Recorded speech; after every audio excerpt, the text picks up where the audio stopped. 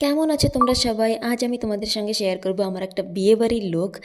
আর আমি এখানে আমার ওয়াইন অ্যান্ড পার্পেলের মধ্যে এই কালারটার শাড়ি বের করে নিয়েছি। অ্যাকচুয়ালি এই শাড়িটা না আমার 2-3 বছর পুরনো শাড়ি, তো আমি ডাউটে ছিলাম কি ব্লাউজটা ফিট হবে কি না, বাট পরার পর একদম ফিট ছিল ব্লাউজটা, আর পরার পর আরোই সুন্দর লাগছিল। তারপর আমার হালকা মিনিমাল মেকআপটা করে নিয়েছি, যেহেতু রাত্রে যাচ্ছি তবুও আমি হালকা মেকআপই পছন্দ করি। আর এই দুটো লিপস্টিকের ভিতরে আমি এতই কনফিউজ ছিলাম যে কোনটা লাগাবো, শেষ পর্যন্ত দুটোটা মিক্স করে লাগিয়ে দিয়েছি, বাট ভালোই লাগছিল। তারপর আমার গয়নাগুলো পরে নিলাম। দুলটা কেমন লাগছে বলবে। আর এখানে আমার সোনার শাঁখা আর বালাটাও পরে নিয়েছি।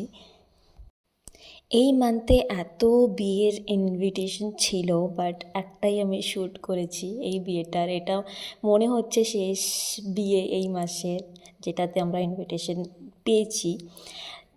তারপর দেখো এই সোনার হারটা আমি পরবো, সেই জন্য হাজব্যান্ডের হেল্প চাই, সেই জন্যই ওকে বলছিলাম যে পরিয়ে দাও আমাকে। বাট নেকলেসটা পরার পর না আমার ফিল হচ্ছিল একটু বেশি টাইট হয়ে গেছে, গলাটা পুরো আটকা আটকা ফিল হচ্ছিল। তো সেই জন্য আমি ওকে বললাম যে নেকলেসটা খুলে একটু ভালো করে একটু ঢিলা করে পরিয়ে পরিয়ে দাও। তো সেটাই করছিল।